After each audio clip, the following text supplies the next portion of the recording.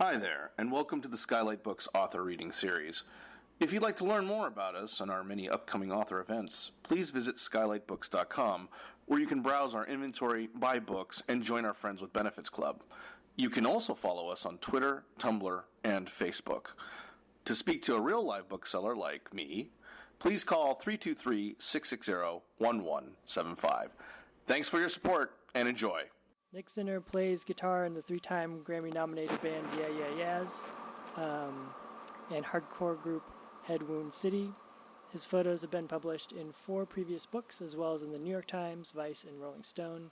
He has exhibited in solo shows in Tokyo, Berlin, New York, London, Los Angeles, and Mexico City. Zachary Lipez lives in New York City, where he has tended bar for the last 20 years. He's a regular contributor to Noisey, and his music and culture writing have also appeared in Vice, Hazlitt, Pitchfork, Bandcamp Daily, Talkhouse Inc., and Penthouse.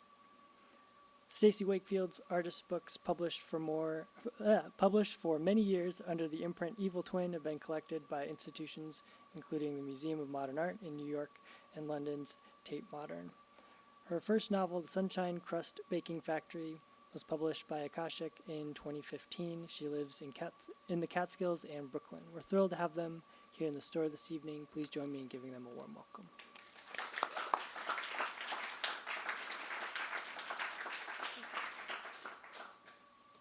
Hi everybody. I just want to introduce you to our book before Zach is going to do a talk. This is our book. It's called 131 Different Things. And in it there is a novella by Zach, which is called 7 Bars, 1 Nightclub, 1 Loft, and a Diner, which are all the places that it takes place. And rather than reading from the book, what Zach is going to do is he's going to talk us through the Lower East Side of Manhattan and the different bars and nightclubs and lofts to give a sense of the environment. So in the book, then, we also have all these, so inspired by what happens in the novella is that these 2 characters who are bartenders travel around to different bars, and they're basically kind of categorizing all the different people and bars that they see, and the way that they kind of parse that information inspired the system of taxonomy that we came up with for the book, where we took the photos and put them into these numbered segments. So we have like 11 moments on the way to somewhere else, and 8 women in their apartments, and these things all relate to things that are happening in the book, but also taken in new places, and they add up all together, all the different bars and nightclubs and women in their apartments, to 131 different things, which is a lot of things. And we're not going to get through all of them today. You'll have to take the book home to meet them all. Yeah. Thank you, Stacy.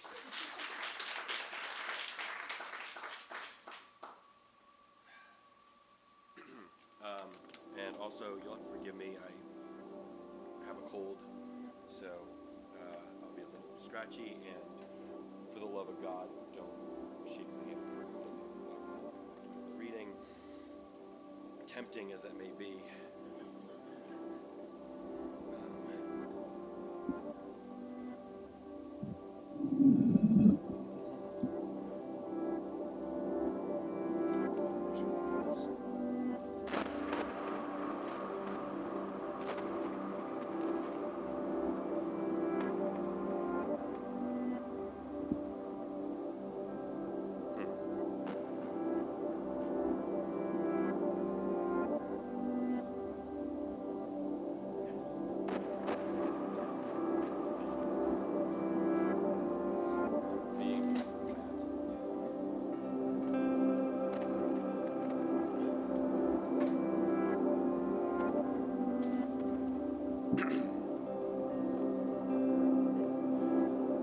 "131 Different Things" is a story that absolutely did not need telling, about people who make, minute by minute, deliriously poor choices. In the tradition, while making no claims of being their equals, of tales of the heart, like Pride and Prejudice, When Harry Met Sally, and the Jean Grey Cyclops Wolverine 50-year-plus love triangle. 131 Different Things is a romance, if one cut with baby laxative. I hope that this brief talk will provide a useful guide to the characters, based on real people I stopped talking to years ago, and places that are now banks and empty storefronts. Sam and Frances, not their real names, lived in a strange time, but not so strange as to be interesting unto itself. 2006 New York City was, in music critic speak, a transitional time.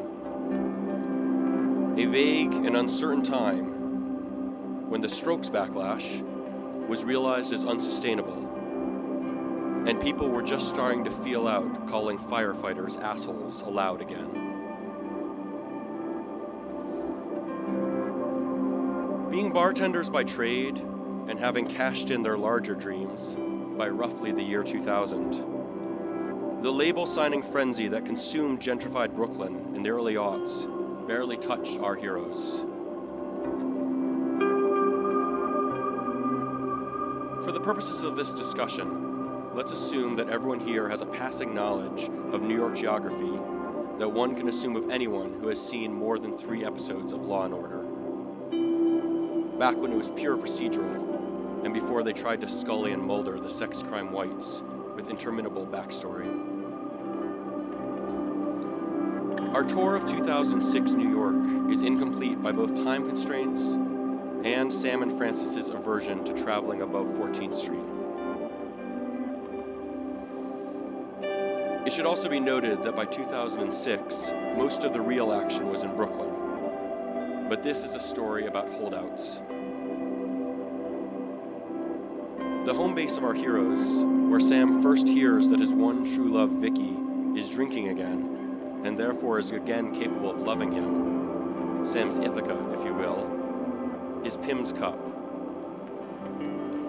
a dive bar not very loosely based on Mars Bar. Mars Bar was on 2nd Avenue and 1st Street. It was simultaneously over and underrated, only dwarfed in sentimental revisionism by CBGBs. The Jameson was rarely Jameson, and the call was always well, and the bathrooms had no locks so that the OD'd could be easily pulled out and dragged across the street before an ambulance was called. The jukebox, however, was exceptional.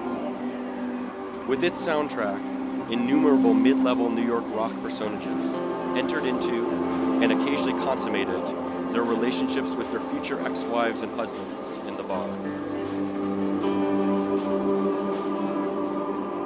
In this way, there is no better place on the map to start a lover's journey. On the night in question, Sam and Frances are driven from Pim's Cup by the romantic competition of a skinhead crew that is loosely based on New York's 211 Boot Boys. While the author's working knowledge of current skinhead crew affiliations are limited, in 2006, 211 Boot Boys had no connection with the White Pride prison gang of similar name. This may have since changed, but at the time, they were just nationalist sociopaths without specific ideology. A couple of them were even solid hangs if one didn't mind the constant threat of physical violence, and one could pretend to know more than one song by Slade. But I digress. After a quick exit from Pim's, our heroes make their way to Down the Street,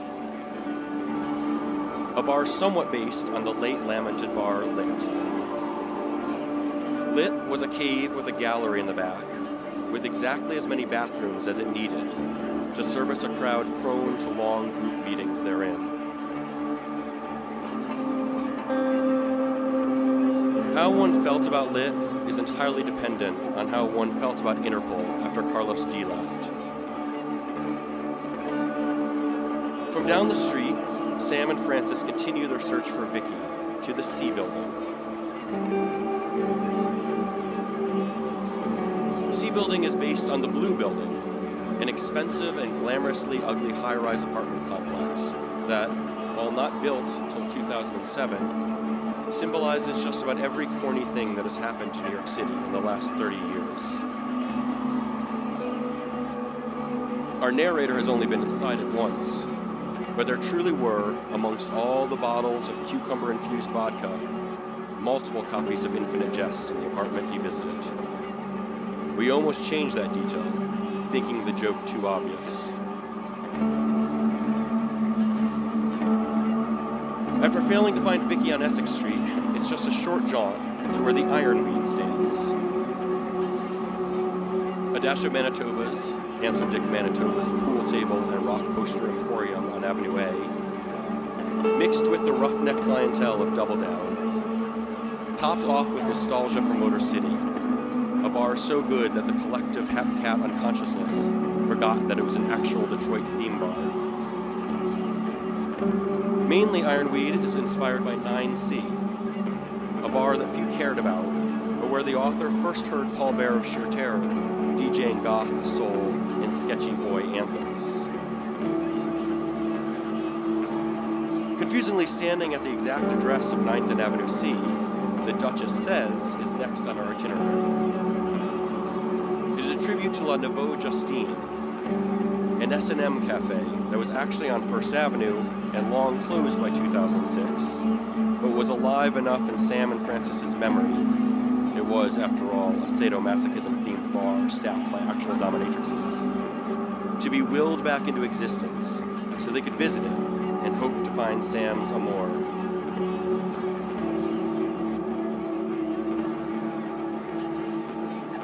We can ascribe the address mix-up to a Proustian meditation on the nature of memory, or to the author not using a whiteboard while writing.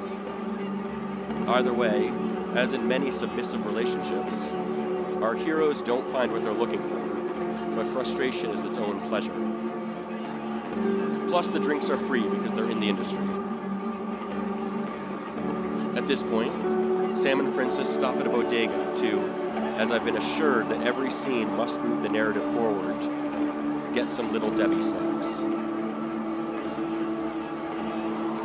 Trying to convey a scene in the subculture, if not literary sense, in a short number of pages, requires a bit of broad strokes. So I hope that the owners of Beauty Bar, a splendid bunch who employed the author to change kegs for over a decade when he was barely qualified to do that, take no offense at their bar being used as a template for Castle Takes the King, a bar considerably less cool than Beauty Bar. Castle, where Sam encounters a past his prime emo rock star who literally makes Sam vomit, is also based on Angels and Kings, the short-lived nightclub owned by Fall Out Boy's Pete Wentz. That is best remembered, if at all, for its absence of celebrities and its bartender's inability to make a decent kamikaze shot. The days of rocker bars in Manhattan is long past, but for a time, a Betty Page tattoo was a currency of sorts, and that time should not be carelessly forgotten.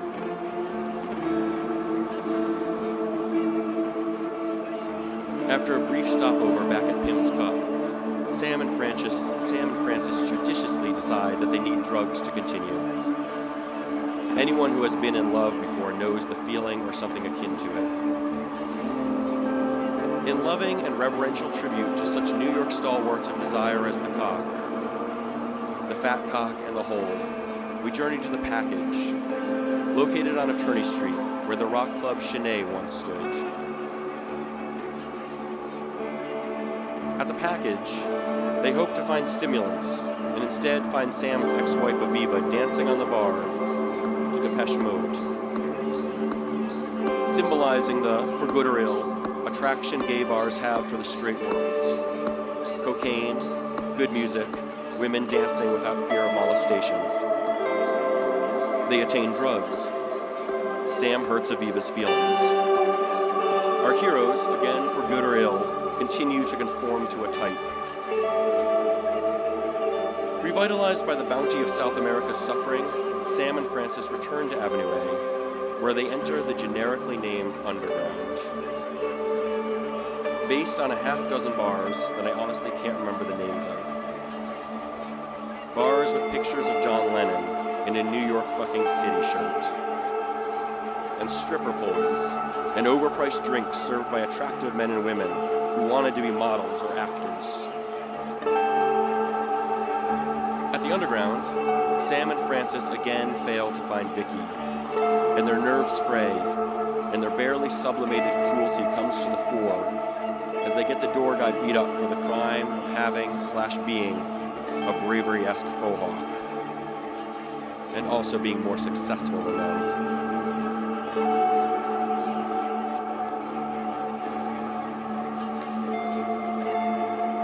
Back to Pim's Cup for drinks and a brief makeout session for Francis. Tears are shed, but not by anyone who rates a name. In our tale's only concession to there being a west side to the island of Manhattan, our duo, on a tip, go to the inaccurately named East Egg. East Egg is based on a number of Velvet Rope nightclubs in the meatpacking district/Chelsea that the author has only been in when a friend with more social cachet took him. These clubs are claustrophobic and edifying in the sense that one's true place in the larger hierarchy is revealed. Drinks are rarely less than $12. And even in 2006, nobody had heard of the band one was in. In this way, these exclusive venues serve as useful corrective to whatever self-mythology one might otherwise be prone to. At East Egg, we finally meet Vicki. Aviva is also there. Without giving too much away, there are too many people in a single occupancy bathroom trying to do too many things. The damage that can be done to a human heart in a New York City bathroom is epic. Sam, alone, returns to Pim's Cup. There is a fistfight involving skinheads and firemen. And Sam comes to in every sense. Our boy is ready to be a man of sorts, within reason, after another drink or two. We end our tale on Avenue A, at Odessa. The diner named after Odessa, and placed where Odessa is. Some names are so innocent, changing them would be a crime in itself. It's hopefully not egregiously unsubtle to point out that the diner is the only location in the story with enough lighting to read a menu.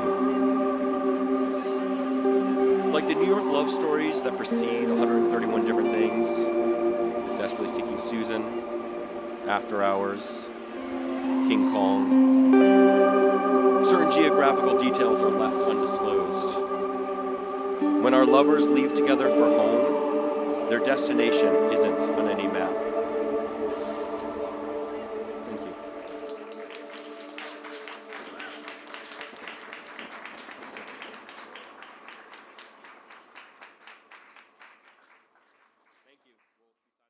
You've been listening to the Skylight Books author reading series. Don't forget, you can listen to this and all of our other great podcasts at skylightbooks.com. Thanks again for stopping by, and we hope to see you soon.